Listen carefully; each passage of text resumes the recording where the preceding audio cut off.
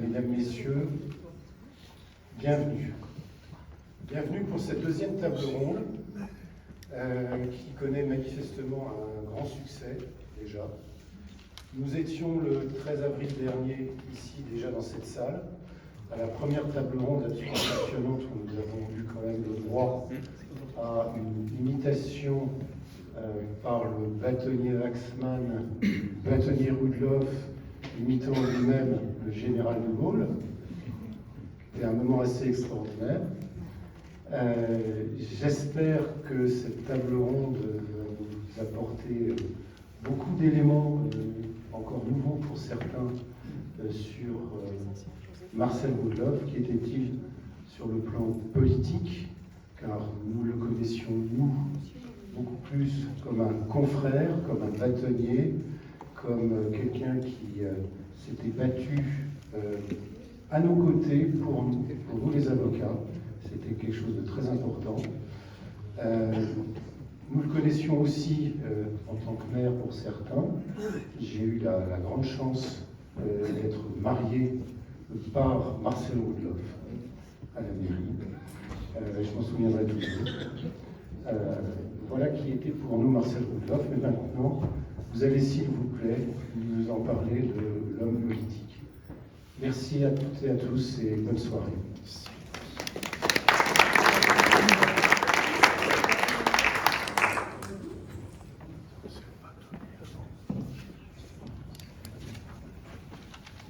Bonsoir, je ne me hasarderai pas à refaire l'échelle protocolaire, elle a été parfaitement réussie et je ne saurais en faire autant, donc je vous dis simplement bonsoir et bienvenue à tous. Et moi je suis chargé par Francis Hirn, le président de l'association des amis de Marcel Rudloff, à qui nous souhaitons une remise sur pied rapide, et là c'est littéral puisqu'il a des problèmes de cheville. Il m'a chargé il a bien voulu faire moi son porte-parole pour introduire très brièvement cette deuxième table ronde. Je précise que de son fauteuil, il a réussi à organiser la captation de cette table ronde, donc vous êtes filmés, mesdames, messieurs.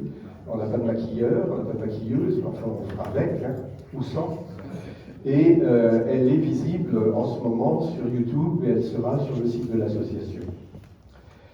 Cette table ronde est consacrée à l'aspect sans doute le mieux connu des nombreux engagements de Marcel Rudloff l'homme et le militant centriste, à savoir ses mandats et responsabilités politiques. J'aurais été très heureux et fier pour notre association de partager ce moment avec vous, mais un sort cruel en a décidé autrement. Je devrais me contenter de visionner sur YouTube, et donc Francis, nous te saluons puisque tu nous suis en direct. Je remercie vivement les intervenants qui ont accepté de témoigner ce soir sur les nombreuses fonctions que Marcel Rudloff a occupées. Il a exercé pratiquement tous les mandats qu'un militant politique peut rêver. Il l'a fait avec son style, avec ses valeurs, que nous avons déjà largement évoquées dans la première table ronde. Et en grattant un peu, on retrouve presque toujours la marque de l'humaniste, du juriste, de l'homme de foi, du chrétien. Ceux qui ont travaillé avec lui parfois, ceux qui ont travaillé parfois contre lui, évoqueront probablement ses valeurs et ce style. Nous comptons aussi sur vous, Yolande Malbec, qui est là, pour les souligner dans les échanges et les débats de ce soir. Il y aura évidemment d'autres aspects, car c'est aussi en politique que Marcel Rudloff a connu une désillusion qui l'a affecté. Et puis je pense que ce sera l'occasion de rappeler que l'homme, pour filer la métaphore religieuse, n'a jamais commis le péché d'orgueil, qui est toujours resté humble et accessible, et qui avait aussi beaucoup d'humour, ça a été rappelé par M. le bâtonnier. J'ose le dire, le moment que nous allons vivre est historique grâce à Poussette, les témoins rassemblés ici, qui avaient accepté de partager ce début de soirée avec nous. Mesdames, Messieurs, c'est un bel hommage que vous faites à cet homme que nous avons tous apprécié. Merci à vous tous, je vous mets en facteur commun, Daniel Lefebvre, Fabienne Keller, Jean-Marie Bocquel, Philippe Richert, Roland Ries, André Valchat, Germain Saint-Germain, fidèle compagnon de route de Marcel, le plus ancien, mais ça, Yolande va le rappeler, et il s'agit d'excuser aussi des absences, et on en parlera tout à l'heure. Votre présence à tous, avec votre expérience, votre vécu, est en soi un beau témoignage de l'universalité de Marcel Roudloff, dont j'aime à dire, et ça c'est Francis Hirn qui le souligne, que même en politique, il a eu des adversaires et des compétiteurs, mais jamais d'ennemis. Et donc, peut-être pour terminer une page de publicité, je vous invite, amis en ligne qui nous suivez à distance, à prendre rendez-vous à la Maison de l'Avocat pour visiter cette remarquable exposition, celle consacrée à Marcel Roudloff, dans un musée qui est tout aussi remarquable et qui, à lui tout seul, vaut déjà qu'on en pousse la porte. Voilà, merci à vous et bonne réunion.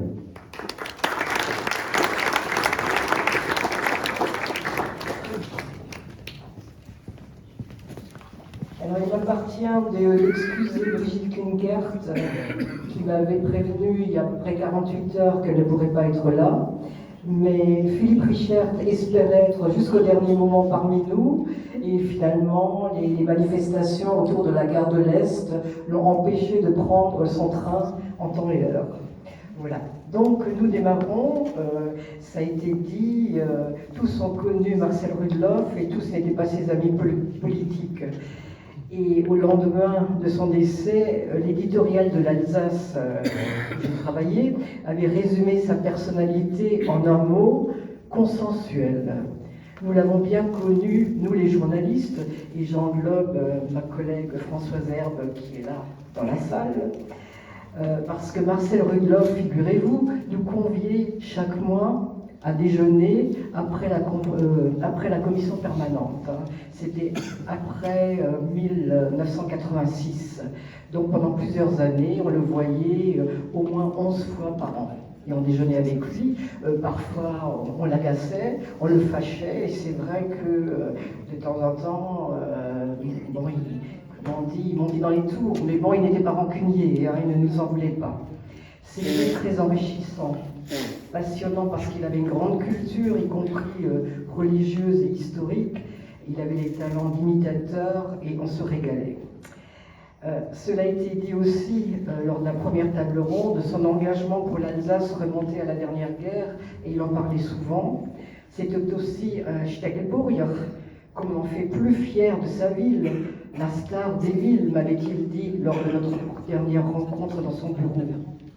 Il craignait qu'on ne l'oublie entre ces deux monstres sacrés. L'expression est de lui, qui était Pierre Pflimlin et Madame Trottmann, comme il disait. Cela a été dit aussi, Marcel Roudloff est venu tard à la politique, même s'il a adhéré au MRP en 1955.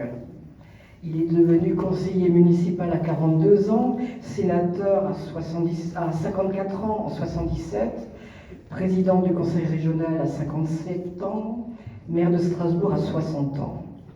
Et j'ai failli oublier l'élection au conseil général un an avant les sénatoriales. Il avait toutes les casquettes, mais c'était avant l'interdiction de cumuler les mandats. Pour commencer, pourriez-vous nous dire, l'un après l'autre, vous qui l'avez rencontré, quand vous l'avez rencontré et quel est le souvenir le plus fort que vous avez gardé de lui? Cela me permettra de vous présenter, même si on ne vous présente plus. Donc on va commencer par ordre d'entrée en scène, si je puis dire, par Germain Jean-Janvin, qui a été maire, député de Célestat, et surtout vous avez présidé la commission éducation en charge des lycées. Mais vous êtes issu, je crois, du syndicalisme agricole, ou de la JAC, non? C'est comme ça que vous l'avez connu, sans doute. Donc vous voulez aussi que je fasse ma présentation? Non, c'est pas... Simplement, vous l'avez rencontré comment? Alors, moi j'ai rencontré Marcel Roudloff bien avant d'entrer en politique. Et nous revenons tout de suite au fait, pour préparer un peu cette entrevue, cette rencontre, j'ai ressorti ce fameux livre de Marcel Roudloff que Alain Auvillers avait fait quelques temps avant sa mort. Et ce livre-là, j'ai découvert, c'est véritablement un testament politique de Marcel.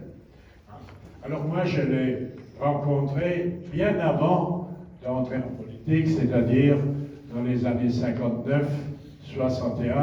J'étais président départemental de la JAC la jeunesse agricole catholique. Et nous avions besoin, à ce moment-là, du soutien des élus, des grands élus, parce que nous étions à ce moment-là des milliers de jeunes.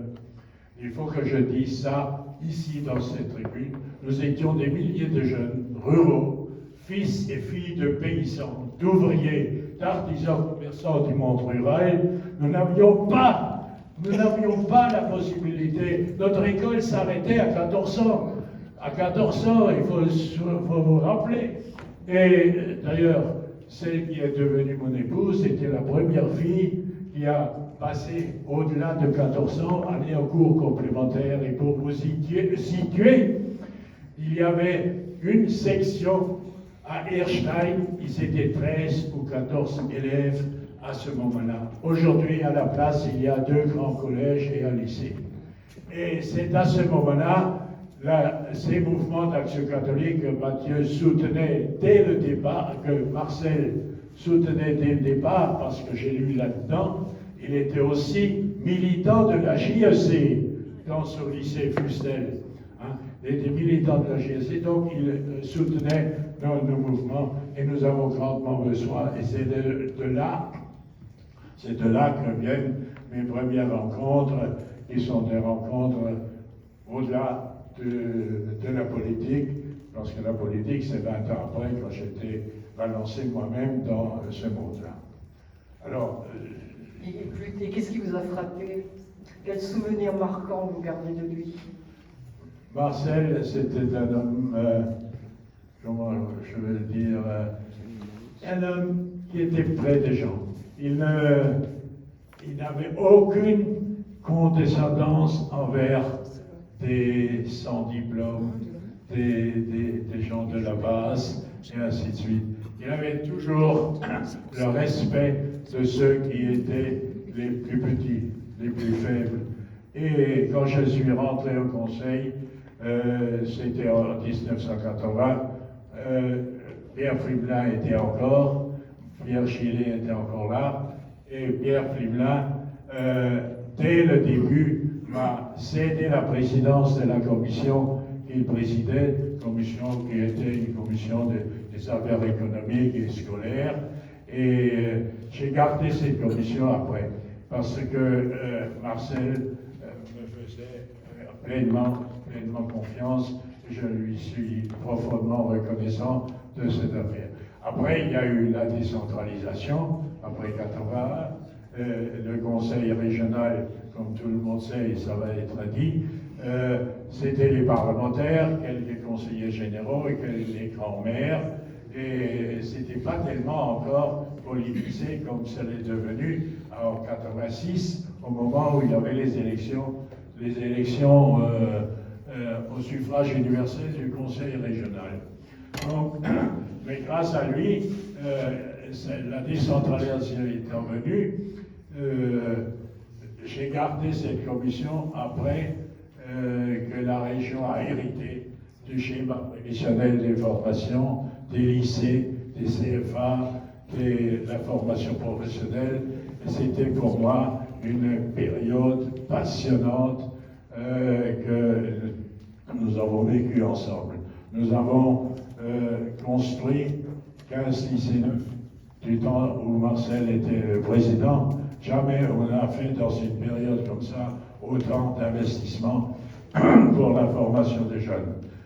Je dis les lycées, c'est aussi les CFA et tout ce qui gravite autour. Voilà mes contacts.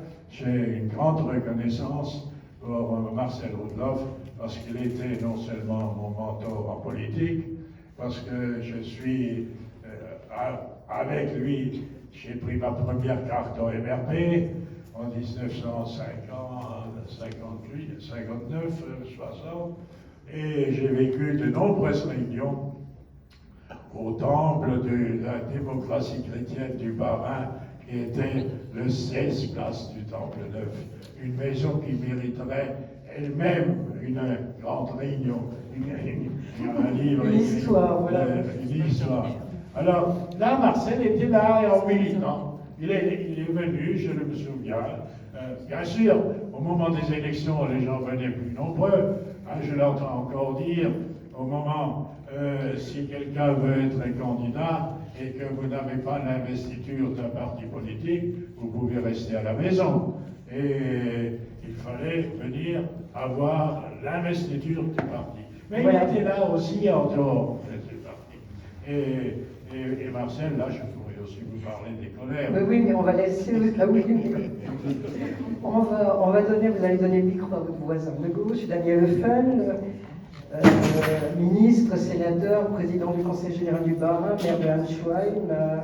Est-ce que vous connaissiez Marcel Rudloff avant de faire liste commune avec lui au sénatorial en 77? Nous le sommes connus relativement tard. Vous n'étiez pas MRP. En 1977, lors des élections sénatoriales qui procédaient et entraînaient un renouvellement presque général de la représentation alsacienne au Sénat. Auparavant, nos cheminements professionnels étaient de nature très différente. On était engagé comme juriste, fortement dans le monde associatif. Moi-même, j'ai vécu pendant 24 ans professionnellement à l'autre bout, au numéro 1 du quai Jacques Sturm, lieu vers lequel spontanément toutes les manifestations d'ordre social convergeaient et où il s'agissait d'apprendre le métier de la discussion, de l'écoute, du rapprochement des points de vue, des relations entre patronat et syndicats. Ce fut un apprentissage ô combien utile.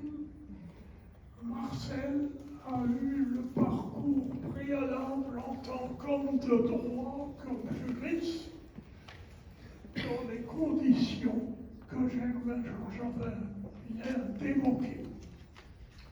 Et nous nous sommes retrouvés en 1977 à l'occasion des élections sénatoriales d'alors. Il fallait refaire une liste parce que 3 sur 4 de nos collègues se retiraient. Il fallait de la complémentarité. Un représentant des petites communes rurales. Ça tombait bien pour moi. Hanschwein, de par sa dimension, n'avait guère de rivaux sur ce plan. Il fallait un représentant de la ville de Strasbourg, et ce sont ses amis qui, naturellement, l'ont dégagé comme le représentant de la ville. Il fallait un ancien. Le seul des sortants qui se représentait, c'était Louis Young, car tous les 3 autres, j'évoquerai encore la mémoire de Paul Kaus, nous étions débutants dans la vie parlementaire. Et nous avons très vite, grâce à une convergence de nos caractères, converger vers une liste commune où, sans résoudre du moindre problème, nous avons fait une campagne électorale qui s'est révélée constructive, positive. Et le souvenir que j'en garde, c'était dans la semaine qui a suivi notre élection commune, arrivé au bas du grand escalier d'honneur du Sénat, Marcel nous a dit à tous les trois autres, so, du sind wir jetzt sind wir gewählt, aber jetzt fängt es erst an. Et voilà, ce fut le début. Ça veut dire que tout commence.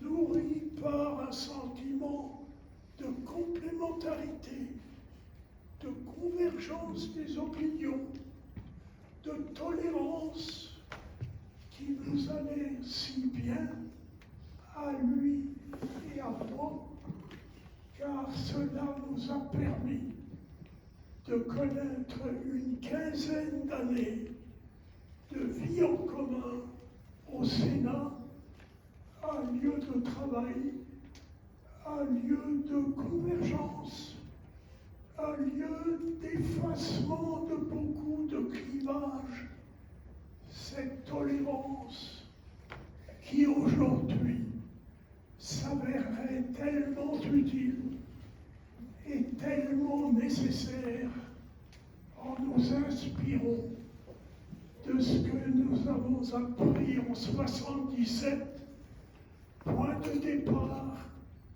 entre Marcel et moi d'une orientation politique toujours convergente, toujours dans la complémentarité.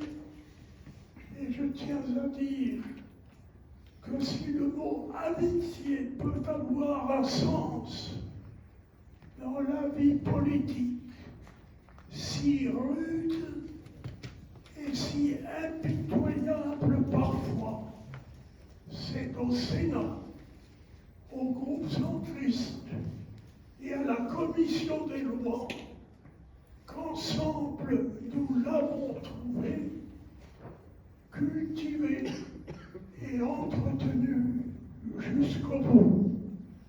Pour moi, Marcel Roudloff, c'était une amitié vraie dans une vie politique souvent si tourmentée, et c'est ce que je garderai comme la grande leçon de ces retrouvailles entre deux hommes qui ont commencé tard leur vie politique active, mais qui ont su la cultiver, l'entretenir et la fructifier pendant tout le restant de leur existence. Merci Daniel. On va donner le micro à gauche. On va donner le micro à... Non, à la gauche par rapport à moi, Jean-Marie Bocal. C'est par entrée en scène que si je puis me permettre.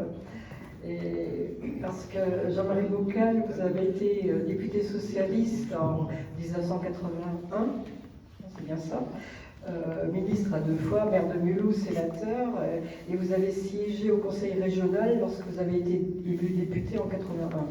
Mais en réalité, Marie-Odile, votre épouse, et vous-même, vous l'avez connue à un autre moment, beaucoup plus tôt. Oui, Yolande, en fait, moi j'ai fait la connaissance physiquement, parce que naturellement, il était déjà connu, le bâtonnier Marcel Roudloff, lors des cours de déontologie qu'il donnait à la fac de droit, et particulièrement pour les étudiants qui se préparaient au certificat d'aptitude à la profession d'avocat, en même temps que souvent la 4e année de licence. Et nous sommes donc dans les années 72-73 en ce qui me concerne. Et là, j'ai le souvenir, si vous voulez, un peu à la manière de l'Antiquité, où le bâtonnier, très occupé, déjà en politique, prend un temps pour donner en quelque sorte son savoir. Et évidemment, le cours de déontologie, c'était aussi son éthique et ses valeurs à des jeunes schnuffer que nous étions à l'époque, étudiants. À l'époque, évidemment, moi j'avais 22-23 ans, je n'avais pas de responsabilité politique, mais j'étais déjà militant dans un syndicat étudiant qui s'appelait le MARC, qui était un peu syndicat chrétien de gauche, comme on disait à l'époque, et puis ensuite les prémices effectivement du PS. Mais là, en l'occurrence, cette casquette, je l'avais complètement de côté, et j'étais, comme tous mes camarades, très, très admiratif, et comme l'a dit Germain, de ce bâtonnier Roudlov qui se mettait à notre niveau, qui à la fois nous délivrait son savoir, mais en même temps le faisait avec humour, gentillesse, d'amicale remontrance lorsque nous disions des bêtises en réponse à ces questions. Peut-être, alors nous étions naturellement tous des anonymes, mais enfin il fallait tout de même donner nos noms. Et quand j'ai donné le mien, évidemment, il y a eu tout de suite eu pour lui la référence à mon oncle qui était curé de la cathédrale, Prêtre, oui. Pierre Boquet. Donc j'ai senti qu'il y avait là comment dirais-je, un clin d'œil plutôt sympathique. Et donc c'est à ce moment-là que j'ai appris à connaître, à admirer, à apprécier sa personnalité, son savoir, et puis tout ce qui a déjà été dit sur son humour, les anecdotes, parce qu'en réalité, celui qui nous enseignait était non seulement bâtonnier, mais avocat au quotidien, et donc son cours fourmillait d'anecdotes, d'histoires, et donc on se précipitait à ce cours. Alors Yolande, je ne sais pas, moi je sais que vous êtes gardien du temps, vous avez dans votre lancement du tour de table dit qu'il fallait aussi rapporter un souvenir fort. Voilà. Moi, le souvenir fort, très fort, en fait, c'est pas forcément au début un souvenir extrêmement heureux, c'était plutôt quelque chose de grave. Là, nous sommes en 1984, c'est l'affaire du synchrotron, c'est le boycott de la visite du président de la République de l'époque, François Mitterrand. Oui, mais il faut dire pourquoi aussi. Parce que le synchrotron, qui était inscrit au contrat de plan État-région, était parti à Grenoble, donc c'était quand même un manquement extrêmement grave. Je ne vous raconterai pas cette histoire parce que là on parle de Marcel Roudlov, voilà, peut-être une autre fois. Mais là en l'occurrence nous sommes à Strasbourg puisque Mitterrand maintient sa visite officielle en Alsace, Mulhouse, Strasbourg. Strasbourg donc boycott, manifestation, cher Daniel et les parlementaires de l'époque, Germain l'après-midi avec un monde fou. 10 000 personnes. Exactement, vous voyez l'ambiance. Et le lendemain matin, moi j'étais là parce que j'étais le jeune secrétaire d'État, ministre alsacien de l'époque. Je peux vous dire que c'était pas drôle à vivre, mais enfin bon. Et au moment donc du début de cette cérémonie des 40 ans de la libération de Strasbourg, le président Mitterrand arrive, Marcel Roudlov était au milieu des officiels et des élus à la tribune, et va vers Mitterrand pour le saluer comme maire de Strasbourg. Et là, je ne sais pas si vous voyez cette scène, certains l'ont à l'esprit, Mitterrand avait les mains le long du corps, d'une froideur glaciale comme il pouvait parfois l'être, et Marcel, qui était, enfin on le voyait, moi j'étais à 1 mètre, quoi, complètement partagé entre, évidemment, la solidarité avec ce mouvement de protestation au demeurant justifié, et en même temps son rôle de républicain, humaniste, qui accueille le président de la République, et donc il lui prend la main. Bon, Mitterrand se laisse quand même prendre la main, donc il lui secoue la main, enfin, vous voyez la scène. Quelques mois plus tard, c'est un épisode juste, enfin, en 3 parties. Quelques mois plus tard, nous sommes, je suis avec Mitterrand dans l'hélicoptère entre Ensheim et le Struthof, pour donc une cérémonie, voir dans un moment, évidemment, par définition extrêmement grave. Et dans l'hélicoptère, je dis à Mitterrand, vous allez voir le président Roudlov, et d'ailleurs les autres élus alsaciens, vous allez saluer, monsieur le président. Les verrai-je? Et à ce moment-là, il sort, en jouant encore Jean Euler, la main tendue, et donc tous les élus, je pense Daniel peut-être était là, et Mitterrand, pris dans la gravité du moment, réel au demeurant, ne les voit pas. Et va directement vers le mémorial, et ensuite fait son discours, repart. 2e séquence. 3e séquence, quelques mois plus tard, Mitterrand se rend à Strasbourg à l'occasion de Musica. Et là, dans l'avion, je l'accompagnais, toujours ministre alsacien, je dis, Monsieur le Président, il y aura les élus, il y aura Marcel Roudloff. Oui, Monsieur Bouquet, je sais. Et on arrive, Mitterrand se précipite vers Roudloff. Ah, cher Président, Monsieur, comment allez-vous? Enfin, c'était... voilà, et je voyais Marcel, mais bon, évidemment, resplendissant qu'enfin la querelle soit surmontée, parce qu'il n'était pas homme de querelle, il n'était pas homme de rancune. Mitterrand, c'est autre chose. Enfin, là, on a eu un moment, et moi-même, j'étais complètement soulagé, parce que j'étais triste chaque fois pour Marcel. Je me suis dit, il subit un sort injuste, hein, lui qui est l'homme de la main tendue, de la réconciliation, de l'absence totale de rancune. Voilà. Donc ça, c'est un souvenir fort en 3 parties, hein, et qui, heureusement, a fini par bien se souvenir, mais c'est aussi, ça marque aussi ce qu'était la personnalité qu'était Marcel Roudloff dans ces moments quand même tempétueux. Non, mais il en parlait souvent après, parce que je crois même qu'il était seul sur la place, n'est-ce pas, Daniel? Vous n'étiez pas là? Daniel, vous n'étiez pas là, les autres élus. Vous aviez boycotté. Oui, il y avait boycotté. Vraiment. Voilà. Non, mais il n'était même pas à la tribune. Bon, on va passer le micro à Roland Ries, hein. Ancien maire de Strasbourg jusqu'en 2020, sénateur, conseiller régional socialiste de 1998 à 2004. Vous êtes le seul ici à avoir siégé avec Marcel Roudloff au conseil municipal dans l'opposition de 1983 à 1989.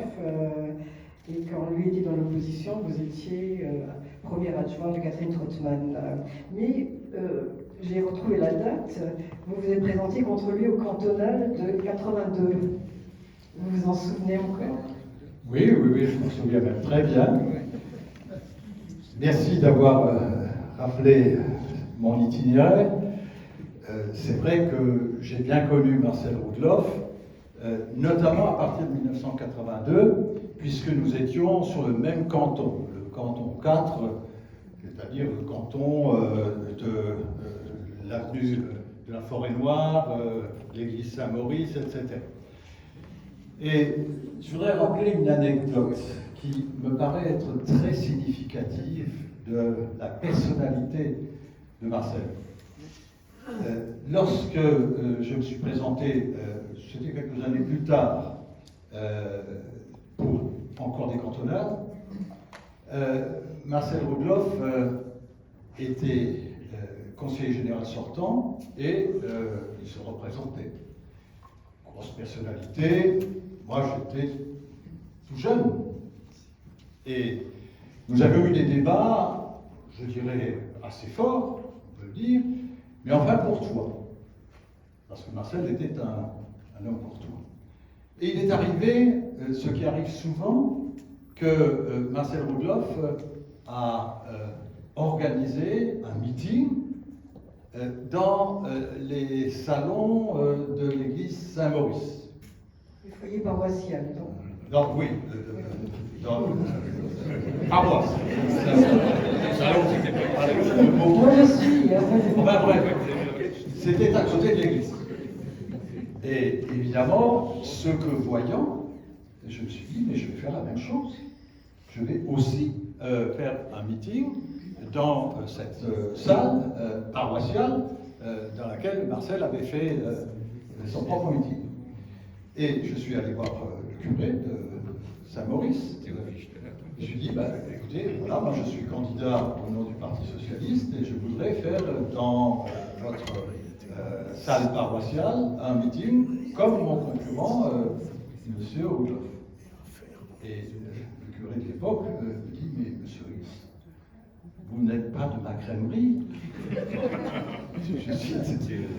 Et je dis, oui, certes, mais je suis prêt à payer, évidemment, la location de cette salle, sans problème. Il me dit, ah, ça, je ne pense pas pouvoir le faire. Non, ça, je vois que certains se souviennent de cette anecdote. Je ne vais pas le faire. Et j'en ai parlé par hasard à mon concurrent, à Marcel Roudloff. J'ai dit, je ne sais pas, je trouve un peu dommage qu'on me refuse purement et simplement de pouvoir seulement louer une salle parce que je suis candidat socialiste sur le canton. Et c'est Marcel Roudloff qui est allé voir le curé et qui lui a dit, attendez, ça ne va pas. Ça, vous ne pouvez pas faire ça. Vous allez donner cette salle, louer cette salle à mon concurrent parce que nous sommes en démocratie, etc. Je trouve que c'est vraiment très symbolique et très caractéristique du caractère de Marcel Roudloff. Mais il avait aussi des côtés, comment est-ce que je vais dire, un peu fantasques. Je me souviens d'une visite du Premier ministre, un certain Jacques Chirac, entre 86 et 88, qui est venu à Strasbourg à l'Hôtel de Ville. Nous étions là, nous étions 8, membres du PS, dans l'opposition évidemment, et nous étions là tous les 8 en randonnieux. Les amis de Marcel Roudloff n'étaient pas très très nombreux. Tu t'en souviens, je pense, de cet événement. Et Marcel Roudloff, dans sa spontanéité, dit, bon, monsieur le Premier ministre, je vous présente là les élus socialistes, c'est mon alternance qui est présente ici.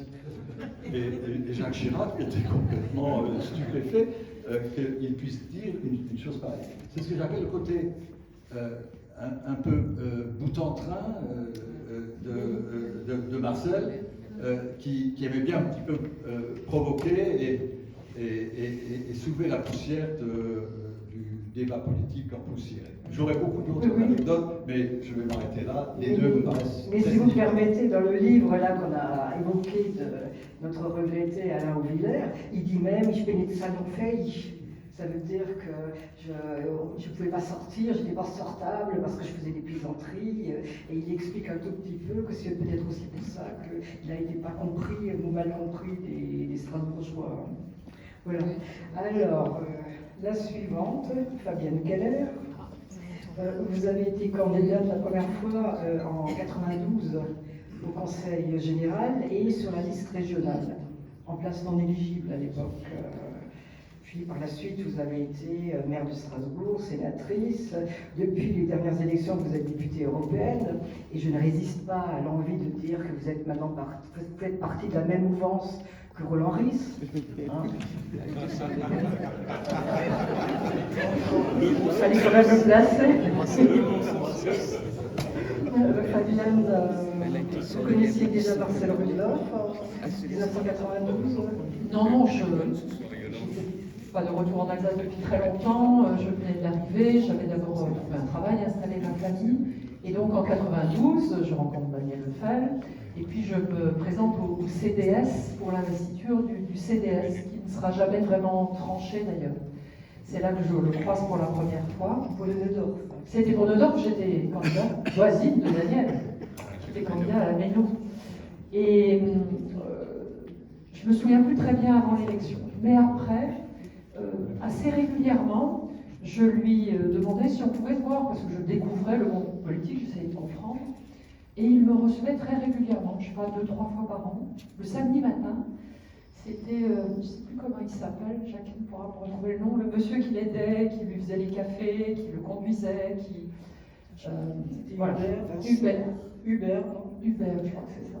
Qui était là, tout seul, on était à la région, et il prenait un temps extraordinaire pour moi, il prenait 1h30, 2 heures, et nous discutions de l'engagement politique, de sa beauté, de Strasbourg, de culture, on parlait d'Europe aussi, parce que c'était vraiment quelqu'un de profondément européen. Je pense que je n'ai pas vécu, j'étais pas à ce moment-là physiquement à Strasbourg, j'étais en Californie, mais quand il est maire de Strasbourg, il accompagne l'entrée du Portugal, de l'Espagne, enfin j'imagine qu'il a reçu, on en voit des traces. Bref, il prenait ce temps, et pour moi, dans le monde politique, donc j'étais une histoire ancienne, mais j'étais la première femme au Conseil général, je faisais tâche sur la photo des 44 élus du département.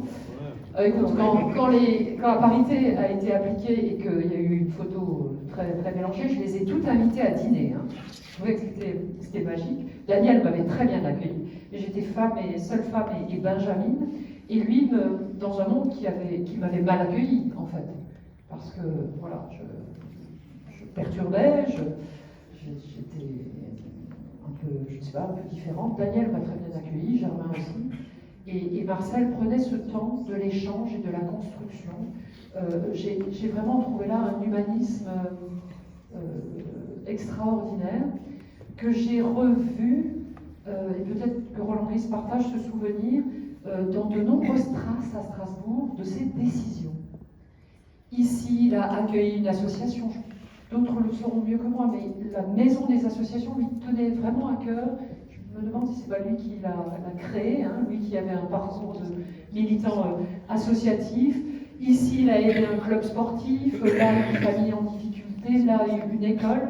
J'aimais beaucoup Yvonne Knorr aussi, à laquelle, enfin, qui faisait son binôme à Strasbourg, très attentif à tous les aspects éducatifs. Et donc, il avait une forme de générosité qui peut-être parfois un peu trahie. Enfin, les gens n'hésitaient pas à le solliciter. Je crois aussi, je le dis en présence de M. Ayachour, qu'il avait facilité l'accueil de la grande mosquée de la place de Mai, parce qu'il avait ce respect pour l'ensemble des cultes et il souhaitait que voilà, ce soit au cœur de Strasbourg, dans de bonnes conditions, que le culte musulman puisse être accueilli. C'était un tout début, d'autres étapes ont suivi. Donc moi j'ai un souvenir d'un homme très ouvert, je ne l'ai vraiment côtoyé que quelques années, mais extrêmement généreux, accueillant, ouvert et encourageant pour les jeunes nouveaux.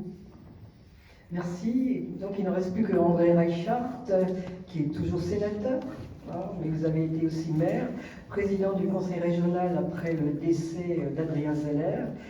Et on l'oublie, je l'aurais oublié, vous avez présidé à partir de 92 le CESA, l'assemblée des trublions, des socioprofessionnels, de ceux qui contestaient à l'époque, avant vous. Après, ça s'est un peu réglé.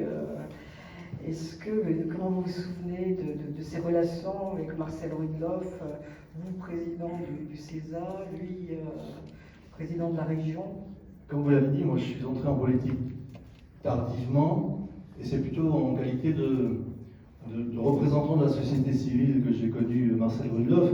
Pour faire très court, à l'époque certains s'en souviennent encore, j'étais directeur général adjoint à cette époque-là de la Chambre de métiers Alsace, et avec le président Grémel de l'époque, nous allions naturellement démarcher les grands élus.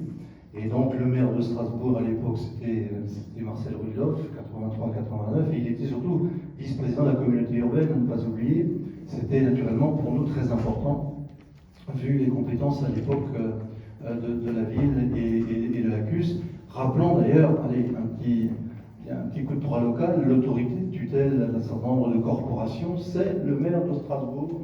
Voilà, vous vous en souvenez bien, monsieur le maire. Et donc on allait le voir pour ça. C'est comme ça que j'ai commencé à connaître Marcel Rudloff, mais c'est surtout en qualité de membre du Conseil économique et social d'Alsace, ce qu'on appelait le CESA. Maintenant ça s'appelle les Césaires, Conseil économique et social régionaux. Il y en a un dans chaque région, c'est ce qu'on appelle la deuxième assemblée régionale. Donc à l'époque il y avait le Conseil régional et à côté il y avait le CESA, voilà, Conseil économique et social. Le A c'est Alsace, l'Alsace. Voilà.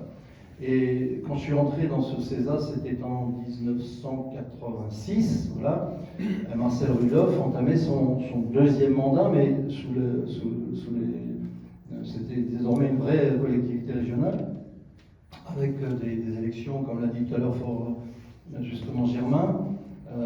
Et quand je suis arrivé au CESA, naturellement, là, j'ai commencé à avoir des contacts plus fréquents avec le conseil régional.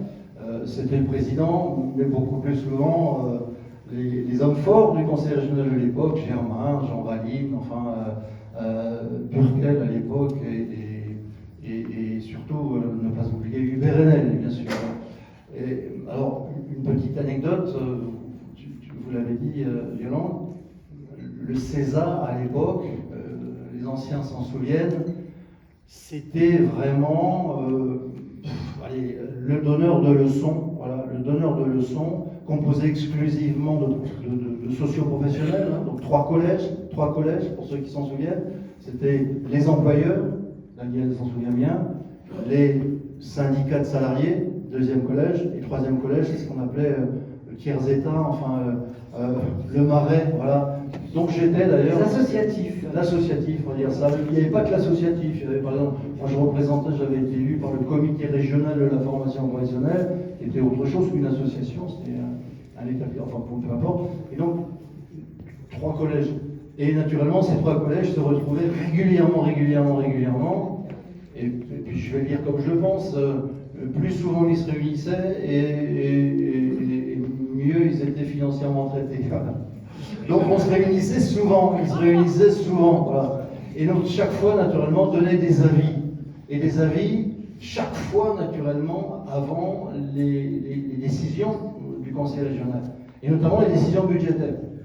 Et puis c'était un travail naturellement tiré au cordeau, avec des présidents de commission qui n'étaient pas piqués des verres, hein, j'ai des noms en tête, pour gagner, vraiment pas piqués des verres, vous l'avez compris, les uns chefs d'entreprise, les autres syndicalistes, les autres, chacun voulait naturellement en imposer, et naturellement tout ça sur le dos du conseil régional.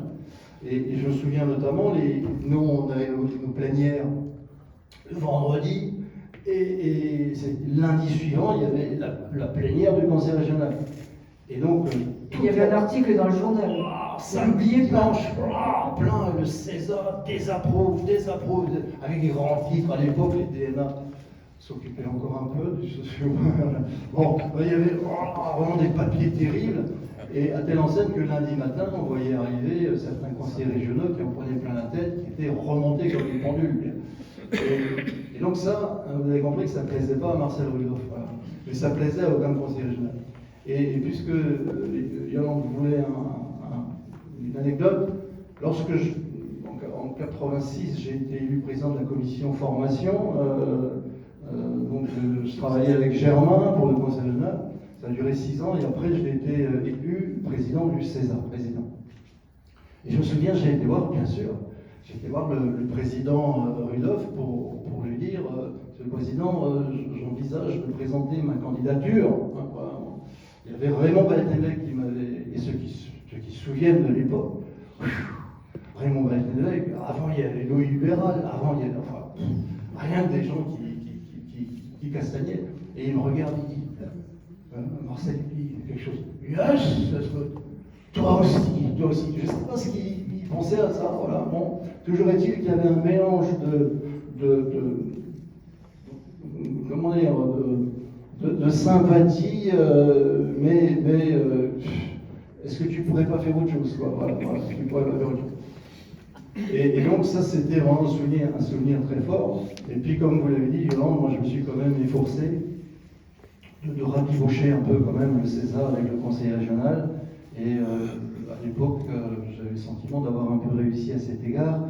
Le but n'étant pas pour le César de s'opposer, mais d'essayer, en qualité d'organisme consultatif, d'améliorer un peu la situation. Mais je suis obligé de dire que je n'ai pas eu beaucoup l'occasion de le voir avec Marcel Rudolph, puisque j'étais élu président du César en 92.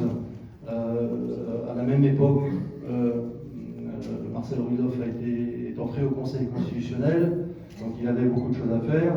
Et puis j'ai surtout travaillé à ce moment avec Germain, avec Hubert Haenel, pour les gros dossiers, etc. Voilà. Et donc mon souvenir, ça a été vraiment, je ne sais pas comment le dire, la surprise et la déception de Marcel quand je lui ai dit que j'étais candidat à la présidence du César. Mais je pense qu'à l'époque, j'étais candidat contre Raymond Baltenec. Je pense qu'au fond de lui-même, s'il avait eu à voter, il aurait fait le bon choix. Encore qu'il aimait bien le vin d'Alsace, et Raymond Baltenec était quand même viticulteur. Je dis ça, je dis rien. Mais on va continuer. Alors, j'ai trouvé très difficile